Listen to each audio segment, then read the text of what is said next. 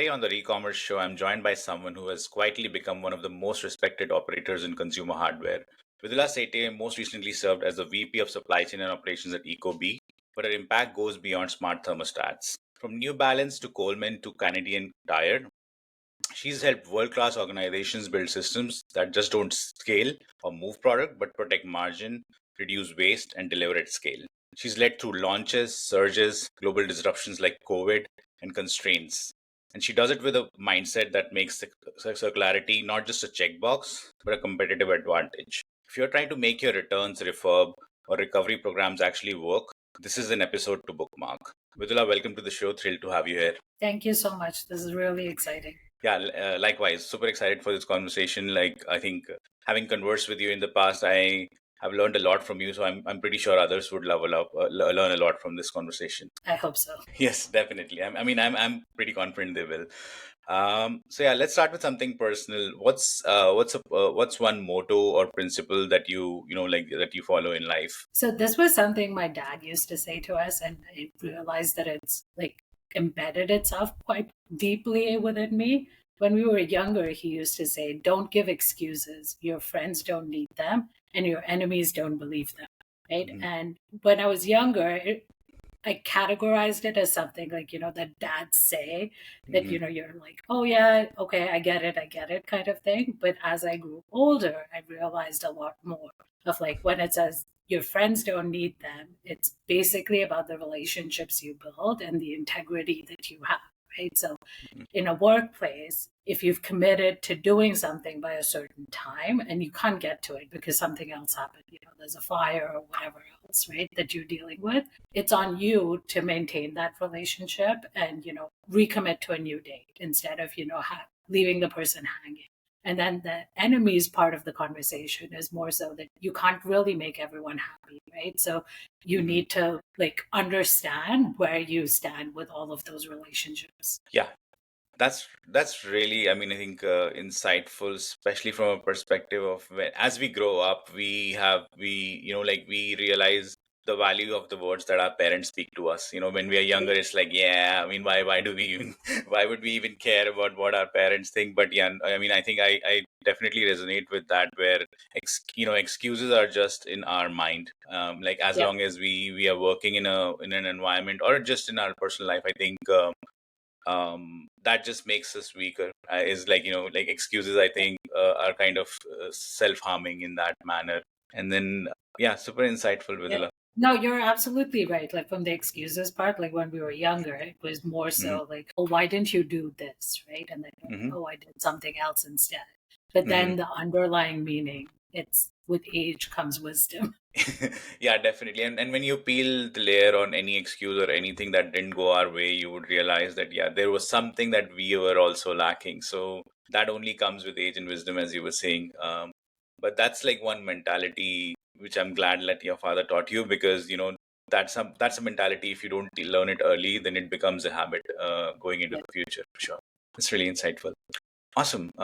So, Vidula, can you walk us through your journey as as an operator or in general in the supply chain industry? So I've been lucky where in my career where I've had the opportunity to experience quite a few different things in the supply chain. So like when I was in university through my internships, I was got experience to like the manufacturing floor, the warehouse floor, really understanding how things operate in a factory environment, how things are made. Then early in my career, through Canadian Tire, Coleman, was where I understood, like, okay, what's the business behind all of this? So, sourcing, procurement, supply planning, forecasting, all of that. And, everything that comes with that, both from like the retailer perspective plus the supplier perspective. And then I got the opportunity at New Balance to understand like how things flow, right? What's the next step in that business journey or supply chain? So understanding like warehousing, logistics, and then the fun thing of trade compliance that everyone's talking about right now.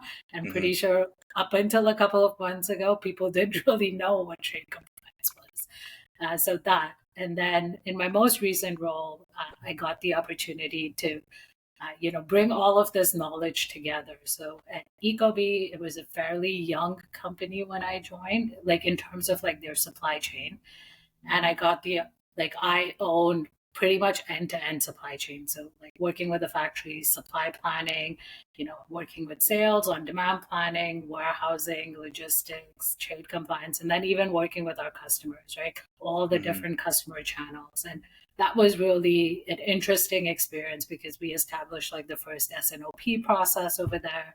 And the process that goes around with it of like getting buy-in into like a process when there wasn't really one, then looking at their entire supply chain with a critical eye of like, where do we want our warehousing to be, who are our logistics partners, and then just building processes from the ground up, right? Like, what does customer onboarding look like? And so that was really like a uh, interesting opportunity to like build something and build something where there wasn't really like fully formalized processes. Yeah, I mean, I think listening to your journey, like you really scaled a startup into like I think a top five consumer electronics, not consumer electronics, but like the smart home industry player. Because I mean, I have ecobee and I have seen many homes, like use ecobee. So like, I could only imagine the rapid scale that you guys must have moved during that time, and especially like supply chain is always the bottleneck if not scaled properly for a brand. Like a marketing department can always promote, a sales department can always get those retail partnerships, but if the supply chain cannot deliver, a company would not scale. So like listening through this, like was there any part in your journey from all the experiences that you've had starting with Canadian Tire, like was there any part of the supply chain that surprised you, that looked very simple from the outside, that yeah, this must be a very simple part, but when you got into it and you were like, no, this is not easy at all, or like this is the most complex piece? I think supply chain as a whole, and especially through COVID, it's one of Mm-hmm. those things that it is actually complex. COVID and all the conversations on the news really brought it to the forefront. Mm-hmm. But if you don't do it right, that's when people talk about your supply chain. If you do it right, uh, Mm-hmm. then it's just something that hums in the background, and like where like good supply chain operators are worth their weight in gold, right? So everything like understanding the nuances of like everything that went into you receiving that package the way it looked is like the truly like fun part of supply chain. So I encourage everyone to like not just look at whatever they're doing in the different Mm-hmm. aspects of supply chain at surface value, but like, okay, Mm-hmm. what can I do to make this better? And, really like lift the hood to see what's happening under there. Makes sense. It's like it's about the details that matter more. Got it. Got it. And did you find, like with all the experiences, did you find the smart home industry supply chain to be much different, or like any different than any other roles that you've taken in the past? Actually, and this is one of the things that like a lot of like hiring folks do. They're like, oh well, if you're in the food industry, you have to have food industry background or whatever else. Mm-hmm. But like with my experience, what I've realized is at the end of the day, if your fundamentals are there, there's really nothing different about supply chain, right? And if you like going back to the fundamentals piece, if you understand that, you can apply it in multiple different areas, right? So, Mm-hmm. like going back to like the food and tech example, with food, the critical part when you're forecasting for it is the expiration date of products, right? You can't Mm-hmm. really bring in all that product and sit on it and then have it Mm-hmm. go to waste, right? But in tech, or in any of like hard consumables, you can bring it in and you don't really need to worry about expiration of the product. It's more so like, okay, the tech is outdated kind of thing, but Mm-hmm. like nobody's really planning on bringing that much product in at one point, right? So like fundamentally the basics are the same. It's just understanding the differences to be able to apply it to different kinds of supply chains. That makes sense. It's like the variables differ. So like the constraints, one, the food industry might have constraint with expiry. the technology industry has constraints with respect to new models coming in, so technology becoming obsolete. So in this particular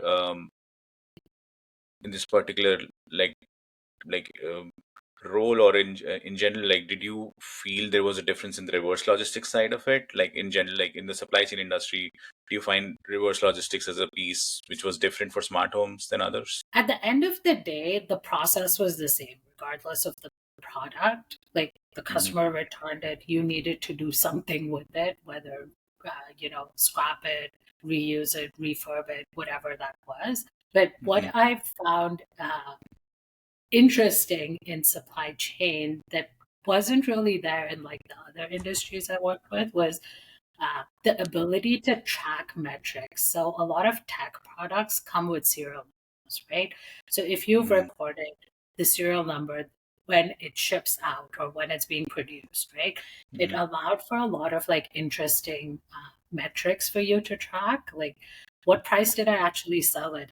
So I'll refund the customer at that exact price, right? So I don't need to Mm-hmm. give them like, hey, during this particular period, there was a promo. If there was a promo, you get refunded the promo price, right? You can actually track all of the sales orders, which made things super easy. Another part is tracking metrics like how long before a customer returns a product, right? I sold this particular serial number on, say, July 2nd, and on July 9th, it's already back in my warehouse. Like, what happened there Mm-hmm. in your customer journey, right? The Like with your serial numbers, if you're tracking them right from manufacturing, you could also use it to like trace issues, right? So like, hey, I suddenly see an uptick in this product, and all of these serial numbers are tied to this particular production run.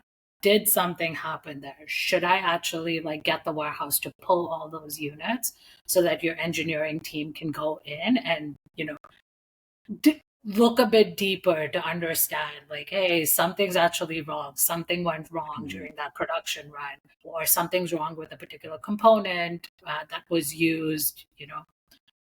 It really allows for a lot more of that, like digging, that other industries, like when I worked at Coleman, you wouldn't Mm-hmm. really be able to tie it in and go from there, right? And then in the tech space, like because um, you know the product is like singular in a way, the Mm-hmm. refurbishment process is also standard. There's not a lot of like, say for instance, in footwear and apparel, you could get products in like multiple different conditions, right? And the way Mm-hmm. you deal with them leads to like endless combinations, right? But in tech, you've received a product back. If it's open, you need to refurbish it. You can't just like take a guess on what could be wrong with it. That makes sense. I guess like what I kind of got out of it was that given in a tech industry, you're able to trace it back to the product development from Yeah. what is happening on your reverse logistics sides. You can take it back to the reverse to the product development and see whether something was wrong with respect to compatibility, firmware, software, whether it wasn't a fit for a particular environment and whatnot. Like, so it kind of gives you signals that you can take back to the manufacturing and then improve the process. Were you able to kind of in general trace back and see that, all right, we were able to reduce or we are one is able to kind of take some actionable items, I'm guessing, from it, where found that in a particular time period we had so many returns. Were you able to see that, all right, let's change something about our product and whatnot? Yeah, for us, a lot of our focus was on the customer and returns. Like, uh, we were lucky that we didn't really find like uh, big manufacturing issues and that weren't caught earlier. But from a customer perspective, it really allowed us to understand, like, the return patterns for all of our customers, and put processes in place that minimize waste, right? So, for Makes instance, sense. one of our customers, we used to find that, like, as we were looking at the data, that from a single location, they would do multiple returns in a day, right? if you look at it from a shipping perspective, how inefficient. Like, put all of them in one box, ship it to me at the end of the day instead of shipping me 3 different boxes on the exact same day, right? It's a waste from like an environmental perspective. It's a waste from a money perspective as well, right? And that's what like our data really allowed us to get. Makes sense. Makes sense. In general, like, how do you kind of look at there are multiple paths a return good can take. It can be refurbished, it can be resold, it could be reshelved and whatnot. So, like what is a mental model that you kind of delegate to your teams to kind of follow when they have to decide, or like what is your mental model with respect to deciding between which path to take, and not just for the smart home industry, but in general, like given that you've worked at in New Balance, which is I believe it's a footwear brand, so you must have seen that the other side of the apparel and the footwear, where sometimes people would wear shoes and they would return it the other day, so the quality and the grading would be much different. So like what is your general mental model when it comes to deciding which So I path would to say, because it's not like you or me on the warehouse floor processing Mhm. all of the returns, the biggest part is you need your process to not have, like, to be really clear, right? And it needs to be a process that any person, because on a warehouse floor, people rotate, right? Like, there might be person A on like doing returns this month, but when you hit peak, there's more people on it. The process needs to be simple for everyone. So for us, we kept it really simple. If the product came back in pristine condition, and we outlined to the warehouse, like, hey, this is what we mean by pristine, right? It needs to have its shrink wrap in place. It shouldn't be ripped at any place or any of that. These are our minimum requirements. Put it back into stock. If it's like, the shrink wrap is slightly ripped, but, it's still intact in a way, then it went into like a reshrink process. So all we needed to do was, hey, remove the shrink wrap, reshrink it to make it look grade A again, right? Everything else, we were like, because it's tech and you don't know what's wrong, but like something could be wrong, to your point earlier with the tech inside. We kept it simple. If it's open, it goes into this bin. This is the bin that goes to our refurbishment facility where the experts start looking at it. We did allow a bit of like, to minimize waste in the process, a bit of like judgment at the warehouse level. So if they were like, oh my God, the screen of this thermostat is completely shattered for whatever reason, right? Like, there's no way you're going to be able to like recover that. Then that would go immediately into like our e-waste bin, right? So there was a bit of flexibility there, but it's very important to make sure that your criteria are clear. That makes sense. There needs to be some process, but also leeway for some human judgment where things obviously look wrong enough to be able to do that. So, like SOPs, I mean, listening to the SOP seemed pretty straightforward. If I was on the floor and was told the SOP, I would be able to follow it, and that makes sense. And how do you kind of approach the financial ROI side of it, right? Because when a product has been returned, uh, as a company, someone has already taken a hit on shipping it, getting it back, and now it's in the warehouse. If employees are touching it, it's time again. So, like, how do you kind of model uh, the the cost analysis of it? So I would say a lot of companies, like from what I've spoken to people, this is one of the areas where a lot of companies struggle. I would almost separate that into like 2 different discussions. So from a cost Mhm. perspective, you really need to understand uh, the path your return takes, right? So this starts right from the beginning. Like, how does a customer request a return? Is there a call center involved, right? Do they email someone and then someone responds back with a shipping label? Or is it self-serve on the website, right? What's the cost that's there? Then you brought up some good points of like, hey, the customer shipping the return back to you, the warehouse processing it. After that, what path does it take after that? Are you like scrapping it? What's the cost involved there? Are you shipping it somewhere to like refurbish? Are you refurbishing it in house? Like, really understanding that, hey, all of these different aspects make up the cogs of my product, my refurbished Mhm. product. right? And many people just look at it from the perspective of like, hey, this is how much I spent to refurbish it without taking any of the other costs into account.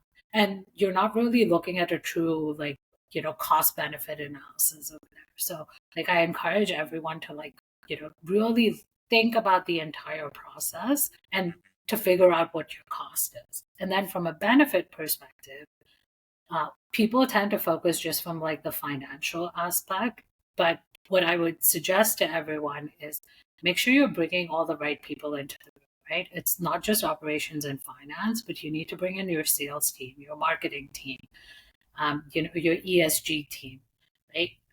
If you're looking at it from a sales perspective, uh, when you sell your refurbished product, is it opening up a new market for you, right? Which you wouldn't have had, like a new sales channel, right? So in this thermostat, like the ecobee thermostat, the refurbished ones are sold at a lower price point, right? So it opens it up to people who want a smart thermostat, but don't have the money to spend it on, like, the best of the best, but they still have like a good product that's gone through all of the checks and balances to, be fit to be sold again, right?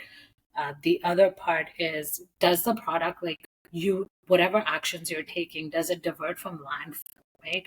Are you able to like sell part of the components or reuse it that way?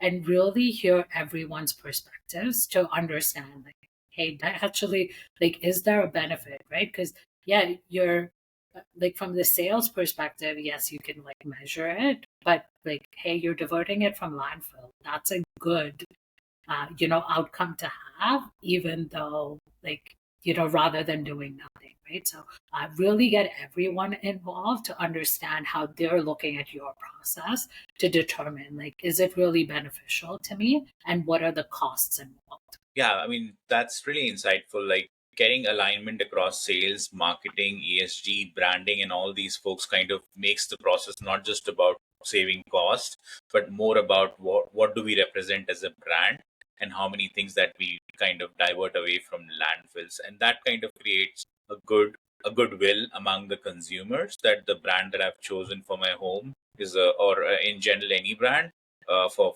I mean, if I wear certain kind of sustainable clothes or whatnot, like I would feel better about the choices I made as a Yeah. consumer. And I really like the point about opening up a secondary market. People who want to afford the same product but for some reason cannot can also buy it, and that actually gets you more customers in the future because like more people know your brand now, so it kind of becomes it becomes it it becomes a way for your brand to become even bigger in the future. So um, what I got out of what you said is like not just there's not just a cost to it, but there is so much involved with how much of it is not directly measurable when it comes to kind of approaching processes. um, would you say that um, like some brands and some retailers would should also look at it from like bake it in as in the pricing? Like, do you think that that would be an approach to kind of consider, where if you know that you will have you know X% returns, does that also feature go into the pricing aspect of it, or should not? Like, just your general opinion. I don't think it should, like, if you're planning to sell it as a standalone item, then I think the cogs of the product Mhm. should include everything, right from, like, when a customer calls you to make a Mhm. return, and that gets incorporated into um, your cogs. I don't think it should be incorporated into like the original pricing, Mhm. because then it plays with your margin, your unit economics, and all of that. And it's almost like you're counting it in two different places from a financial Mm. perspective. But for like, if you're reselling it into the market, as and in tech, like, a lot of people like don't realize that like the refurbished products have gone through a lot of like rigorous checks. It's not just someone, like looking at a laptop and being like, oh yeah, this looks good enough, let me just sell it. Again, I think there's a lot of like risk that comes with it, right? Because of the process that goes into it, you can absolutely take into account the different aspects of your, Mhm. you know, your product journey until it's ready to be sold as a refurbed item. Makes sense. That makes sense. Um, if a different retailer or a brand has to kind of approach circularity like the way you described it, where should they start? I would say the number one thing is to understand your product and then your customer, right? So when you look at your product, first look at it from the perspective of can it be refurbed, right? Like the beauty industry has completely different standards. You can't Hmm. really refurb a Of cosmetic course. item or whatever there, right? Then the next part is like, okay, it can't actually be refurb. What else can I do, right? Can I donate it or recycle it, right? That Hmm. if that's not possible, then what are the other uses? So I remember from when I was at Pullman, one of like the unique things that our warehouse associate did. We used to get tents back, and I'm not a massive camper, but apparently, like tent poles sometimes bend or break or whatever. So if a tent wasn't like, we weren't able to salvage it, he would salvage the tent poles. So if anyone called, we were able to say, oh, yeah, no problem. For this model, we have extra tent poles and ship it to the customer. And it was such a like wonderful opportunity to like surprise and delight the customer, right? Because the tent's a big ticket item. And if your poles don't work, your tent is essentially useless, right? So uh, that that's where like understanding your product and what your customer might have issues with, like you can find ways to like make something out of even your waste, right? If you can't like straight up refurbish the product. And then it's also important, I think you mentioned it earlier, about like understanding your customer base, right? Like would they be willing to buy a refurbished item, right? And then what's the price point that they would want to buy a refurbished item, right? Do I want it to be cheaper? Like most people would say, yes, a refurbished item, like in their mind, they want it to be cheaper.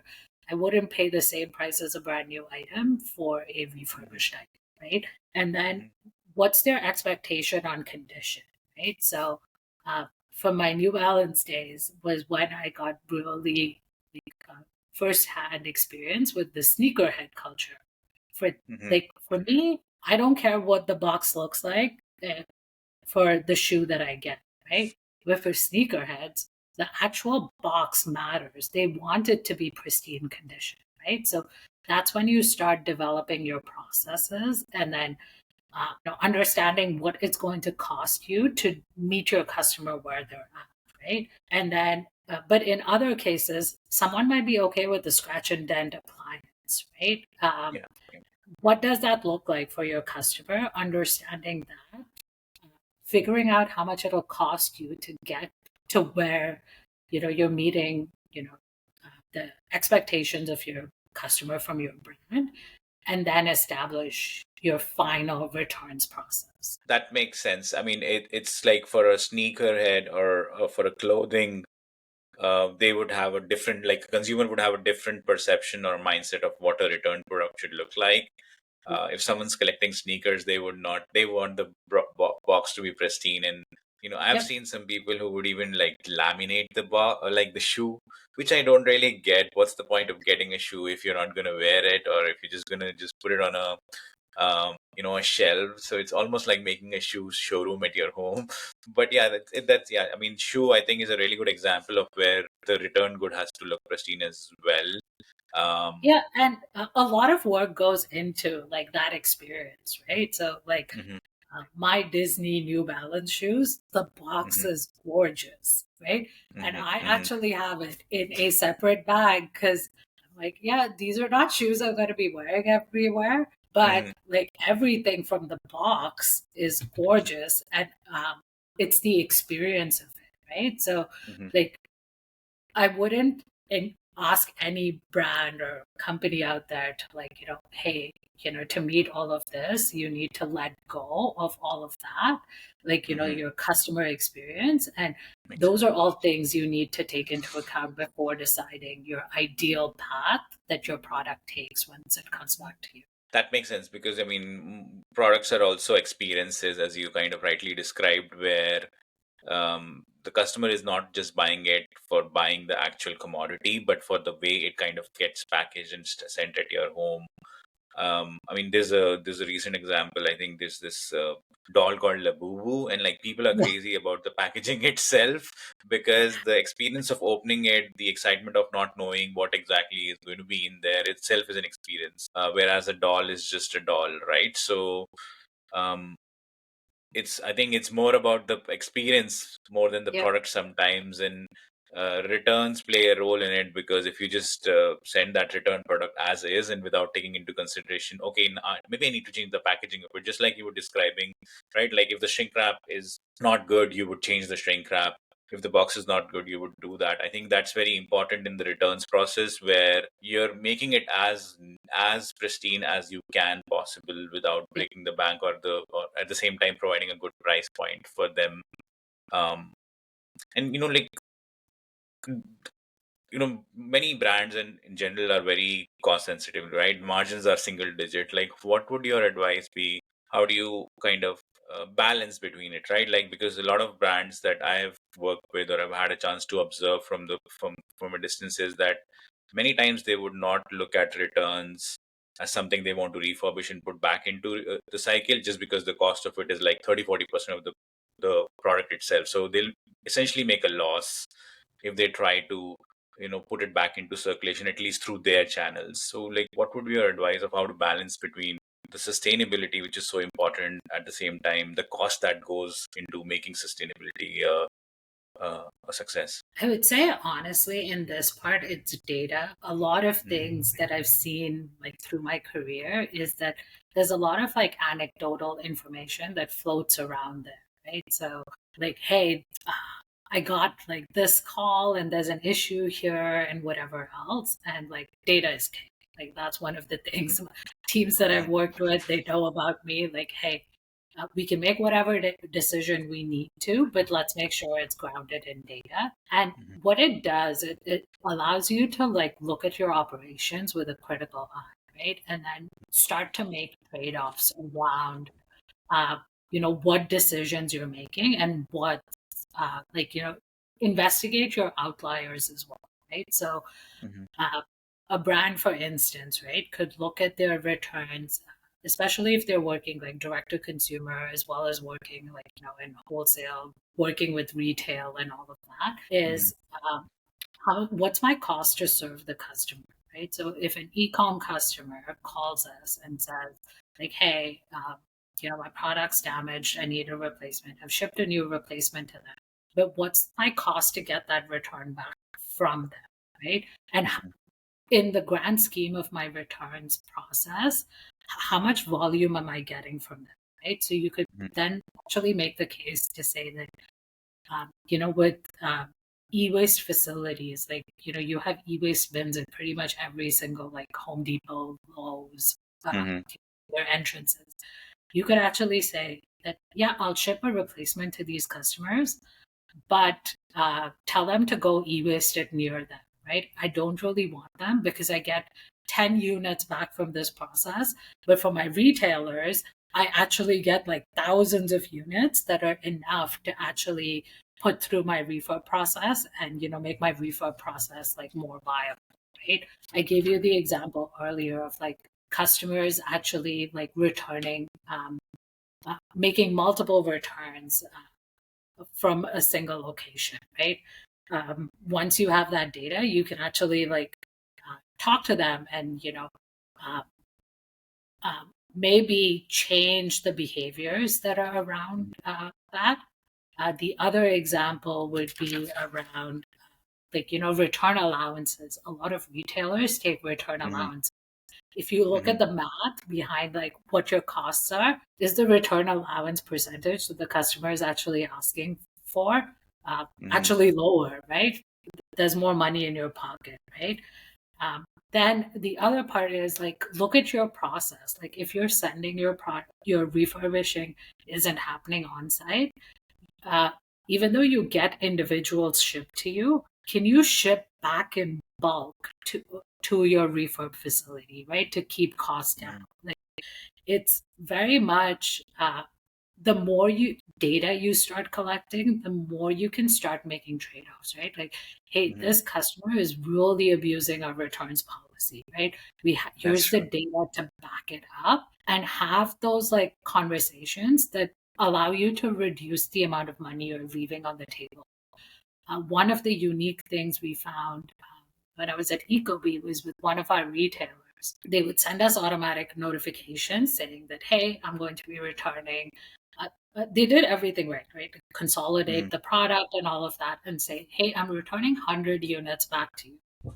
And Wow. every time our warehouse associate started processing it, we found that it was never 100 units, right? Oh, It wow. would be slightly less. So in those situations, we developed a process where we actually went back to the retailer and said, hey, you're taking a credit for 100 units. We only got 80, right? Hmm. Uh, Kind of like a reverse chargeback. Like, you get charged for shortages when shipping to the customer. If Exactly. they're shipping something back to you and they're taking the credit for it, you expect to receive everything incomplete, right? And it's Hmm. only once, like, I'm not saying anyone should do it like on day one, but as you start looking at your outliers, right, you can start putting processes in place that leave more money in your pocket. Just like, I know this answer's gone on for long, but one other No. thing, many years ago, is walking the warehouse and I was looking at the returns, and I think it was a Costco return, and Costco puts these stickers on the Hmm. product with a reason for return, right? And one of the reasons for return was my wife made me return it. I start looking at your data. How many people are returning product to you because, uh, of buyer's remorse, right? Is there something that you could do, like, on your website that, that man could have perhaps shown it to his wife, to like tell her, like, hey, these are all of the benefits from the process, right? Hmm. I know returns are not number one, and like, I wouldn't, like, if there's chaos in your supply chain, not the first place I would tell anyone to go look for money. But once the rest of your supply chain is stable, or you have a dedicated person working on returns, that's where absolutely you can look at your sustainability with, like, a very clear lens and the costs that are involved, right? Hmm. Yeah, I mean that that that makes sense. Looking at your data to be able to segment what are the reason codes essentially in technical terms of why people are returning things, and then kind of realizing, can I reduce this particular segment of returns maybe by doing XYZ. When I was at Amazon, there was this thing that we did with respect to return codes was like, can we involve third party? So cycles, right? Like bicycles are something people buy, and by the time they realize, when it reaches home, they realize, all right, this is going to take 5 hours to assemble, and I don't know how to do it, right? And so a lot of people would return it just because, no, this is not happening. I don't have 5 hours to assemble a piece of furniture or whatnot. And then I think this is something now we see on all e-com websites where they have these third party, like, I'll come to your home, I'll assemble it for you. You just have to pay $20, $30 more. So that's the one way to kind of like that I have seen in action to kind of reduce returns, where you realize what is, just like you were mentioning, right? What is the reason why people are returning? Obviously, there's no answer for my wife made me return it. I think there is no solution for that other than what you described with respect to maybe have some reasoning on the website. But I think there are many reasons why, there are common reasons why people return things, and if you can kind of come up with a solution where they feel more comfortable returning it. Obviously, there are also, some people, return fraud is a big thing. There's this thing on the LinkedIn, I think this come from a founder of a company called Two Boxes, sorry. And they have this series which is called as shit people return, right? So it's like they would buy a shoe and they would send back a bag of stones, right? So that return fraud is a real thing, which every brand and retailer has to think about how to curb and how to get those bad actors out of your consumer base. But 90% of the people, I would say, are returning things because they didn't work out for them for one reason or the other. So for those 90% of the people, if you can make it easier for them to use it, or like make it possible for them, I think it's still like, that's one way you can return. One thing that I've also seen, especially when we're talking about hot pot or like microwaves and those things like that, some brands make their customers keep the product, just like you were like mentioning. But I think in your case that you described is very insightful, is that you can take it to an e-waste, but I have seen where someone would just say that, hey, send me a photo after cutting the cord of it. So it's like it's of nobody's use, which I think is not the right approach, because the customer is returning it, but why cut a cord where nobody else can use it now, and it actually has to go back to a facility for somebody to use it. It could be like, yeah, you give it to e-waste, maybe they send it to Goodwill or some charity and whatnot, and it can still be used, right? It's why just make it like somebody cut the cord and then just dump it in a your regular dumpster that come to our home. So that's something like that's something ways I've seen are good with the return process, and somewhere it doesn't make sense, especially the cutting of cord didn't make sense to me.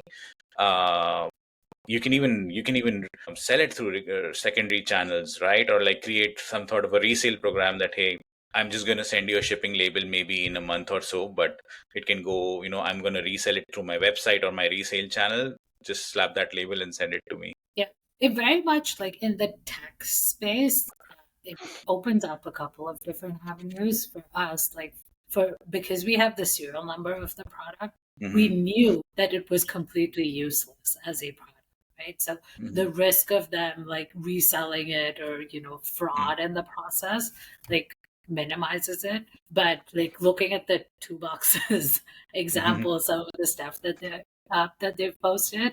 Um, People who are bad actors, they'll figure out a way to like defraud the process. But again, your data, right? Like how many times, how big an issue is it? Like, okay, one person out of the thousands of returns you're getting versus, like, okay, yeah, 10% of my customers are like messing with my entire returns process. Like Mm-hmm. that's when like your data really helps you make, those critical decisions. Yeah, definitely. Very interesting, Vidula. I think let's make a segue going into the other very important aspect, and with your experience, like how do you kind of approach supply chains during peak or disruptions, or where it's not business as usual? I think for that, like it really comes down to me, like looking at your process with a very critical eye. Everything needs to be built for scalability, right? You need to understand like what's the bare minimum I need to meet all of my requirements, right? And then start designing your process around it, right? Mm-hmm. If you don't understand what that process needs to be, that's where I've seen like tech uh, implementations go completely sideways and whatever else because you you didn't understand your process well enough to actually define the requirements for your IT team to go and do what they do best. So like I'll give you an example. When we were at ecobee, we were looking at our returns process. uh, we were looking at the amount of information we were collecting from the customer to and this is before anything was automated. So this was like a Mm-hmm. manual process of like what information are we collecting from the customer to process a return. So one of the questions we asked was like, hey, are you shipping us an open box or a sealed box? Right? Mm-hmm. It's a fairly valid question. But then look at it from the process perspective, right? If a customer said, I'm sending you a sealed box, and when you received it at the warehouse, it was an open box, what exactly are you going to do with that information? Like, you're not going to go back to the customer and say, hey, you were going to send me a sealed box, but you sent me an open box, right? Mm-hmm. Look at pieces of information like that, right? Like, hey, um, it's a good question maybe to ask, but if I want to track the condition of my returns, track it when you get it rather than, the source of like where the process is starting. Another part we used to do was ask customers for the serial number, right? For D2C processes, it worked because like they weren't really buying bulk unless they had like multiple thermostats in a house, right? But from a wholesale B2B perspective, what we found is that it would be someone in the field who would say, hey, here's the serial number, send it to head office. Head office would do their process to initiate the return and whatever. So there would be a serial number mismatch, right? what are you going to do with that if there's a mismatch? You're not really going back to them and saying, hey, you were going to send me 1, 2, 3, you sent me 3, 4, 5. I'm going to ship 3, 4, 5 back to you. You ship 1, 2, 3 to me, right? Like so Mhm. much inherent waste, but we used to waste time asking them, like for them to collect that information. Like for me, what actually matters is like, hey, what's your name? What's your address? What product are you returning? And how many? Right? Everything else happens at the warehouse. The warehouse records, like, what's the condition of the return? Did it come back pristine? Did it not come back pristine? And looking at the process from that perspective rather than like, hey, let's collect all the information that we're not going to do anything, right? And it applies similarly to like other processes, right? Like, okay, are you doing something just because it was good or like, it sounds nice, or does it actually have some value at the end of it? Yeah, I mean, is there are you really solving a problem or just trying to like put a problem aside? I think it's very important. So on the forward flow, right? Like when Black Friday or Christmas or like the big events would come in, would anything change about your approach to your supply chains? Like would you have like the all hands sort of meetings which some companies have where like all right all the or like would you plan for temps or like what does your how does your what does your mental model look like when big events are coming in or a big launch is coming in? Would you do anything differently during that time? Both sides, like So forward or reverse, any side. So planning for that would start way in advance, and it would actually start with our supply planning team and our demand planning team, where they're Mm-hmm. going through the motions of like figuring out, okay, what's the uplift that I'm expecting from XYZ, uh, you know, promotional event? What does that look like? And Mm-hmm. then what we would do is actually take that information and with the data that we had share it with our warehousing team that would go ahead and figure out, okay, what are the peaks that we need to plan for, right? So, yes, it's Prime Day right now, but Mm-hmm. we already shipped our Prime Day product to Amazon like weeks ago, right? So, Mm-hmm. uh, the peak that the warehouse is planning for happened quite a few weeks ago, right? But if it's Black Mm-hmm. Friday, then what do historical patterns show us? And then working with our customer team as well, right? Is there anything that you can do to like a customer that always places their order at like month end? Can you do Mm-hmm. something to move that big order earlier, right?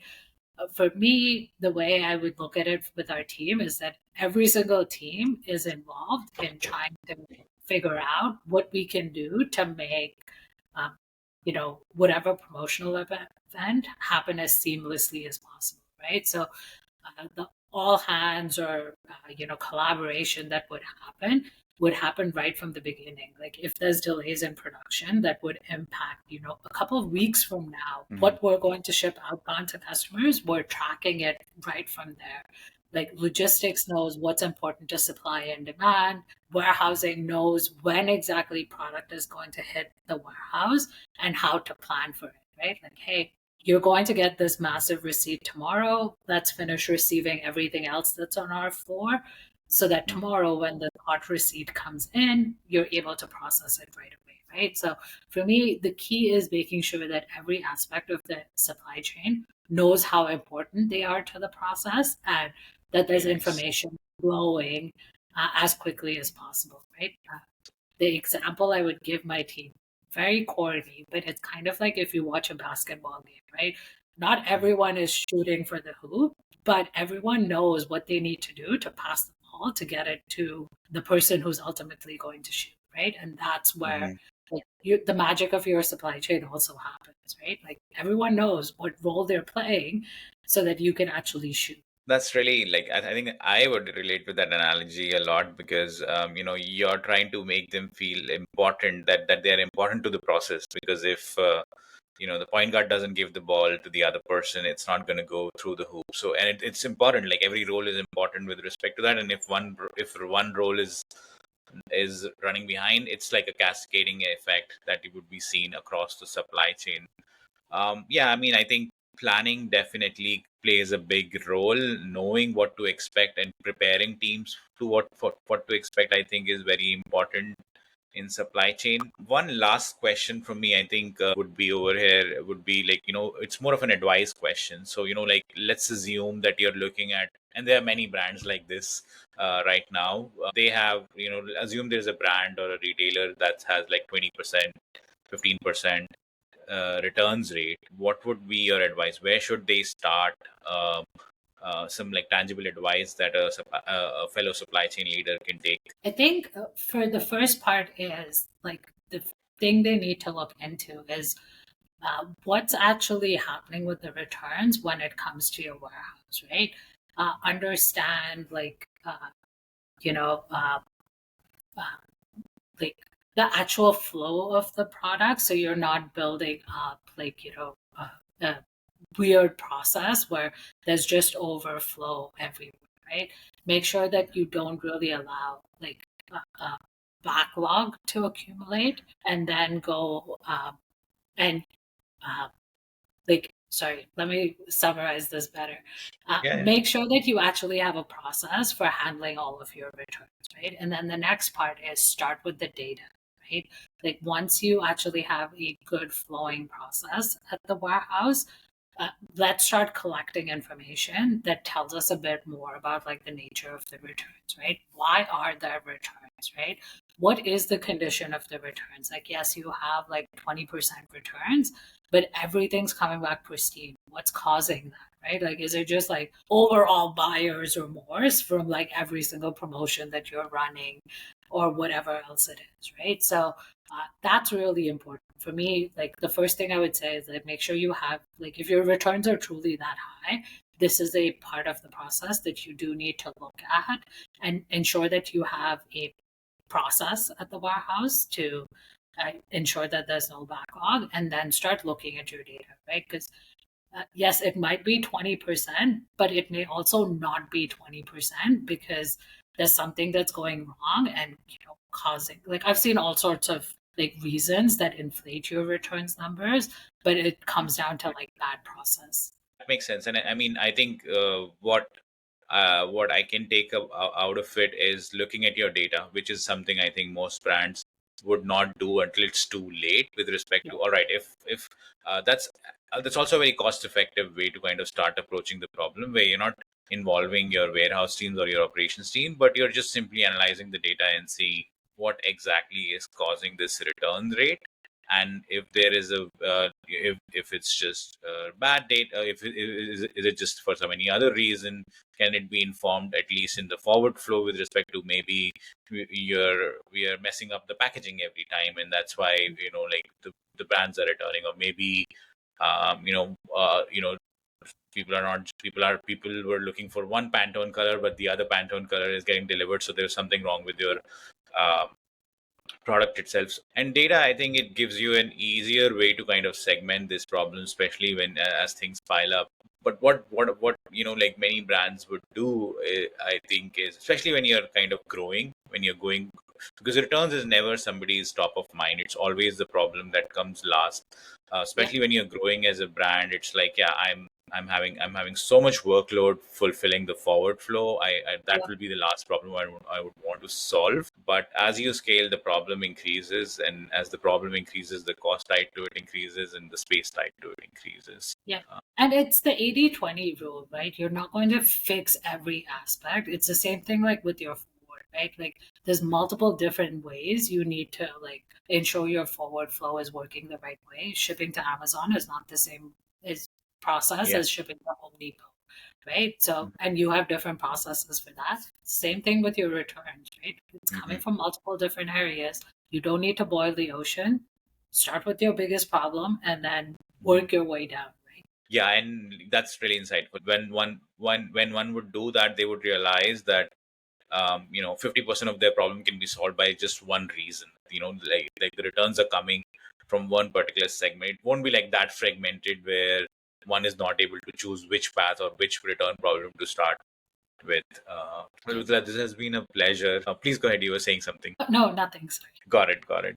Well, as I was saying, this has been a pleasure. I'd love to kind of go through the rapid fire with you. This is more to know you more as a person. Are you ready for those? Sure. Awesome. So I'm a big book reader. So like, one question I always ask my guests are like any favorite book or a podcast that you'd recommend others to listen to.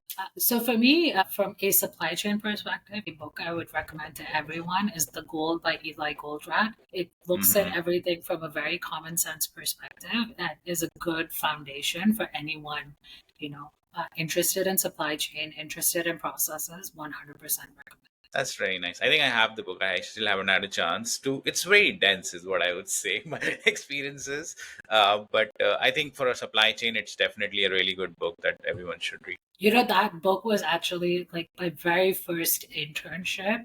My Wow. manager gave me the book and said, Mhm. "Hey, uh, your onboarding is basically reading the book." So I remember the first week actually reading the book. That was onboarding before I was given any other tasks. I mean, I think it must have served you a lot because that book is, I think, is almost recommended by many supply chain leaders as a bible of kind of learning about supply chain. What's your favorite app on your phone? So I have family all across the world. So my favorite app is actually WhatsApp. It's when I look at how much I use it now versus what we used to do 20 years ago, I'm like, oh my Hmm. God, the world has come forward so much. Yeah. Yeah, WhatsApp, I think even for me as well, I have family all across, so WhatsApp is has been, I use it a lot too. And it actually, I think it evolved the entire messaging industry because I can also relate to 20 years ago when we were getting those mobile packs and like 50, 20 Yep, cents, 20 cents a the message, and phone you cards. know yeah, and then at some point your messages would run out and you'll be like, all right, this is my last message, I'll talk to you later. Oh, which even before that, like when you were really young kids, it would be a once a week phone call to your yes. grandparents or whatever, right? Because like calls were so expensive. And now you're like, oh, I'll just leave the phone on as I cook and we're cooking together. Yeah, exactly. It's we've come a long way with that for sure, like Yeah, communication. What's the most underrated skill in operations you feel like? I would say critical thinking. Critical thinking, yeah. I think in life in general, like critical thinking is an underrated skill. Like the more you have it, it's better because it.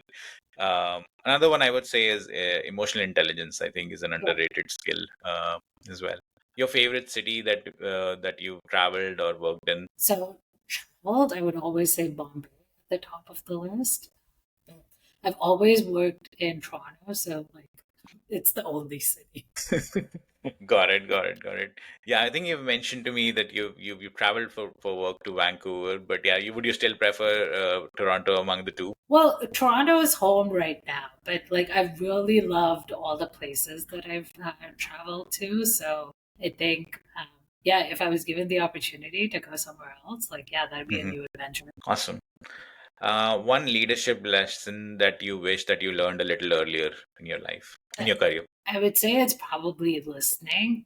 Like I was fortunate enough, like when I was early in my career, where a coworker kind of pulled me aside and said, like, hey, you might actually be right about the answer, but it'll really help you if you start listening to like what everyone else's inputs are into the process to like help you go further. So I'm really thankful. Like I was talking to that coworker all these years later, and she was like, "Wow, I'm so proud of you." Yeah, listening is definitely like an important skill.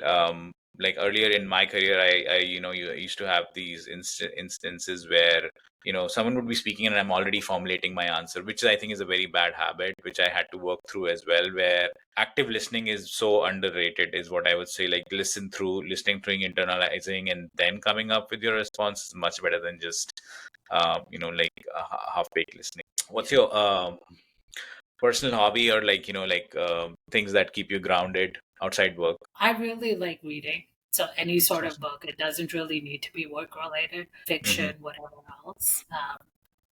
Would 100% recommend. Last week I read a book called How to Age Disgracefully. Fiction, but yeah, complete comedy about like these people who are trying to save a community center.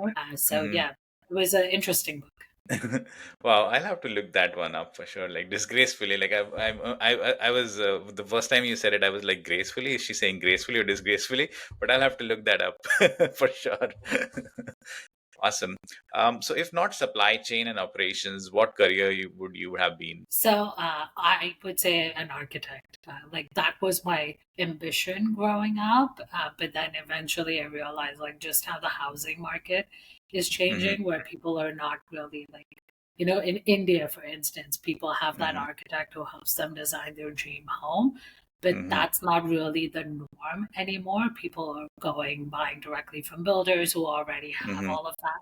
And it's the mm-hmm. exact same thing. So I was gently encouraged not to become an architect. But if I wasn't in supply chain, I think I would have definitely been there.